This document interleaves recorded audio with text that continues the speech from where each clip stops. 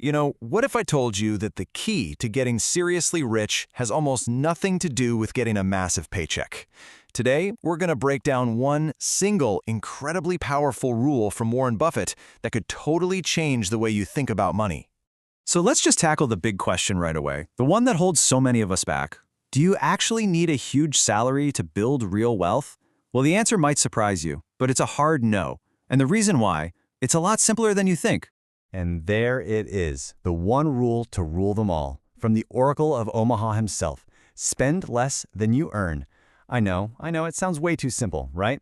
But believe me, hidden inside that tiny sentence is a massive shift in thinking that separates the wealthy from, well, pretty much everyone else. And that gets us to the absolute core of this idea. It's not about how big your paycheck is, it's all about how much of it you actually get to keep. This is the fundamental mindset shift we have to make. So let's dig into what that really looks like. This really breaks it down perfectly. On one hand, you've got the mindset that so many of us are stuck in. This constant chase for a bigger salary, a better paying job. It's like a hamster wheel. But on the other hand, you have the wealthy mindset. And it's not about the chase at all. It's about making the gap between what comes in and what goes out as wide as possible. I mean, think about it for a second. You could be earning, say, 2 crores a year.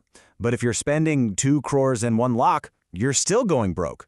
It really has nothing to do with the number on your payslip. It all, and I mean all, comes down to your daily financial habits. Okay, so how do we actually do this? How do we put that keep more idea into practice in our real lives? Well, it boils down to 3 incredibly powerful habits. Let's break them down one by one. First up, and this one is so important, you have to avoid lifestyle inflation. This is the silent wealth killer. It's that natural tendency we all have to spend more money just because we start making more money. Just look at the 2 paths here. When most people get a raise, what's the first thought? Awesome. I can finally get a new car, a bigger apartment, more expensive clothes. That's the common path. But the Buffett path, it's totally different. When your income goes up, you don't upgrade your lifestyle, you upgrade your investments. You put that extra cash to work for you. Now, let's get to the second habit, which builds right on top of that first one. This is all about completely flipping the script on how you handle your money. It's a simple but profound idea. Save first, spend later. This right here, this is what most of us do. You get your paycheck, you pay your bills, you buy groceries, you go out, and then, at the end of the month, you kind of peek to see what's left over to save. And what's usually left? Yeah, a lot of times it's nothing. But this is the game changer. The wealthy habit flips it completely. You get paid, and the very first move you make, before you do anything else, is you take a chunk, say 10 or 20%, and you move it straight into your savings or investments. You pay yourself first. Then you live off whatever's left. It's the only way to guarantee you're always building your future. Okay, the third habit. This is where the real magic starts to happen. It's about understanding that you don't need a boatload of money to get started. You just need to be consistent and let small savings grow over time. Let's just take a small number, something that seems almost meaningless. 100 rupees. I mean, what can that really do? Well, what if you took that little amount and you just made a habit of putting it aside every single day? What do you think that turns into? It turns into 36,500 rupees a year. All of a sudden, that tiny, insignificant daily amount has become a pretty meaningful chunk of change. But wait, it gets even better. And that's all thanks to the most powerful force in the financial universe, compounding. People have called it the 8th wonder of the world for a reason. It's when your money starts making its own money. That 36,000 you saved, it earns interest. And the next year, you earn interest on your original money and on the interest it already made. Over a few decades, this is exactly how tiny acorns grow into massive oak trees of wealth. So you might be thinking, okay, this all sounds good in theory, but does one of the richest men on the planet actually live like this?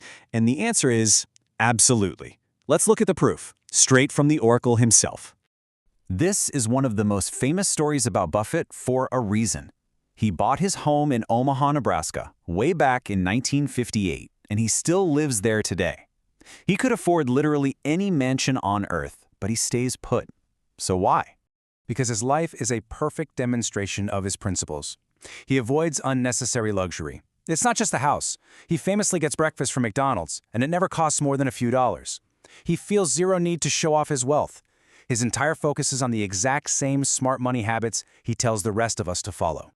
All right, so that's the theory, the habits, and the proof. Now let's bring it all home with a super simple 4-step action plan that you can use to start building your own wealth literally today. Here's your plan. Step 1, you have to know where your money is going. Track every single rupee for a month. You can't change what you don't measure. Step 2, be ruthless.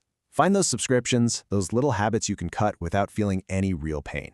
Step 3, automate it. Set up an automatic transfer for at least 20% of your paycheck to go straight to savings the day you get paid. And finally, the most important step of all, invest that money.